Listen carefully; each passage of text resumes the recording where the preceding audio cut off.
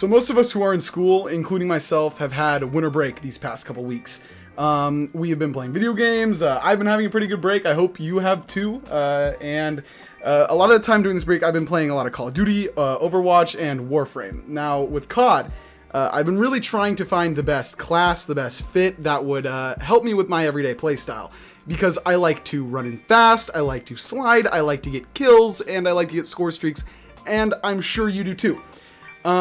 Through this video and with these tactics that I'm about to share with you and these class setups, I am hopefully going to make you a faster and better COD player with this very great self-sustaining leveling class. This is one of the best classes for getting up really high in level really fast to beat all your friends to the top level, and I'm guilty of that, and I think I'm super cool for it. Anyway, so keep watching the video. Thanks guys for stopping by. I hope you're having a good winter break. Unfortunately, it's ending tomorrow, and I'm upset for that too. Today's Sunday. Yeah. So the next thing I want to bring up really quick is my new upload schedule, hopefully for the channel. I want to try and upload every Friday and Sunday starting from now on. Today is Sunday, as I stated, and I'm going to be uploading a video today. So let's jump right into the video. Let's get into it.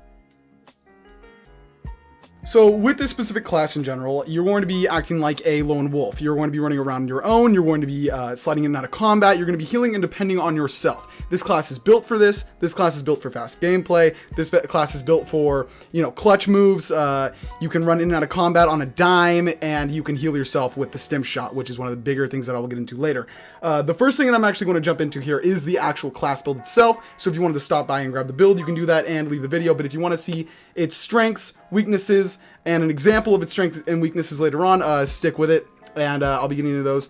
So first up, let's just get the class build. Alright, so this is a class build that revolves around using the Cordite submachine gun, which is a well-rounded gun with a overall pretty good DPS. The first thing you're going to want to do is level that fucker to its max for the belt feed operator mod. This thing is terrifying, as you never have to reload. There is a slight catch though, as the entire weapon will overheat after too much consistent use without a cooldown period.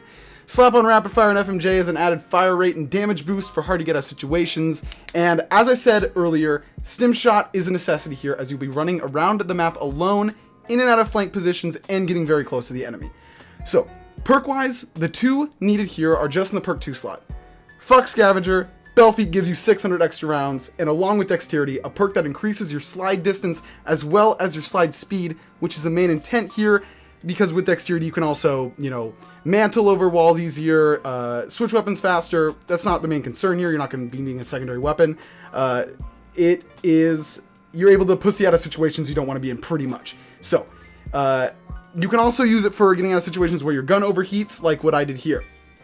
In the case of this class, the strengths really outweigh the cons and the negatives here, the weaknesses, because of how strong the fire rate is, the FMJ, and the belt feed. You are really going to have an advantage over most of the people you encounter in gunfights, whether you're sliding around corners, jumping around corners, entering flank positions into the enemy spawn.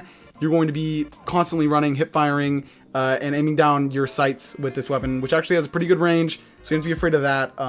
I use it a lot with hip fire, because the hip fire damage is really good, and there's a pretty good spread that is consistent.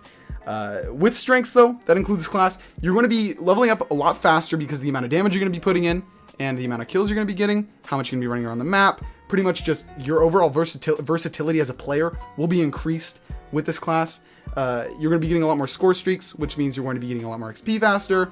It does also, you have to talk about the mechanical skill level of the player. So depending on where you are in the Call of Duty community, skill-wise and gun-wise and mechanical-wise, you're going to have a different time with this class. This is meant for new and old players. This class will work with both people, and you're both going to enjoy it and hopefully play well with the class. But its main strengths are with 1v1 gunfights, sometimes 2v1 gunfights. You can just hold on to that trigger. Do not let go of it. It will not reload. You have the entire overheat bar, sorry. So to add on to strengths here, here's a clip of me running into the backline of an enemy on Nuketown. Domination, I take down 5 enemies and then die, but it does show the strength and the power that this class can give someone who's running into a flank position or just simply going to spawn camp enemies, because the iron sights on the Cordite are actually quite good with the right aim. So now that we've covered the strengths and the class build and the purpose of the class with your running and gunning style, the fast play styles that we have, and the fact that you're going to be pretty much on your own, sustaining your own health, sustaining your own life, sustaining your own kills, sustaining. We're going to jump into pretty much the only weakness, or one of the only weaknesses that you have with this weapon. Two, in fact, you do not have a secondary weapon, but then again, who the fuck uses a secondary weapon anyways? Like, you got to put everything into that primary weapon, let's be real. And the biggest thing that you are sacrificing is range. Now, if you have good enough aim, this gun will be able to reach, you know, however far you would want to, that seems realistic, and you're gonna have to keep a pretty tight aim on the enemy that is in your sights. But you're gonna be mainly sacrificing that. If you can keep a pretty good aim on them, then you're gonna pretty much own the battlefield, and you're not really going to have to reload at all in range situations. Just run and slide away from combat. The way you're supposed to use this class is you run in, get a kill, get 2 kills. If you get low, turn around, slide out as fast as you can, stim shot, jump back into battle. Those are the best steps I can give you for this class. And there's not many weaknesses. There's just 2 weaknesses that you have. One of them is bigger than the other. There are more strengths. This class is very powerful and can be used to level up very fast when it comes to kills. And overall, I've been using this class for a very long time. I have thousands upon thousands of kills with it.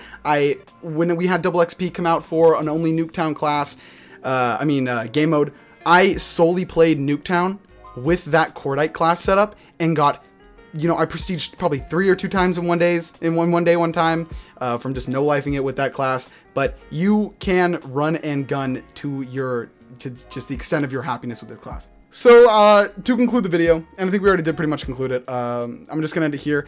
I know it was short, sorry about that, but I wanted to release a video for you guys that I've been wanting to release for a while. I knew this class and a lot of people don't use it, so I'd like to see more people using it and actually getting a lot out of it. I know the belt feed attachment can seem a bit overpowered to some people, but it's just the way you interpret it. There are always counters for these things. There are always ways to beat them. There is really no overpowered class in the game unless you fucking use the Mosu Skull Splitter and you're a god at it. I hate you, kill yourself, die. Anyway, thank you guys for stopping by and watching the video. I appreciate it. Please like, comment, and subscribe if you feel that it's necessary to. I will catch you guys in the next vid. Remember, Fridays, Sundays, upload days. Maybe I'll upload a little bit in between the week, but thank you guys for watching, and I will catch you guys in the next video.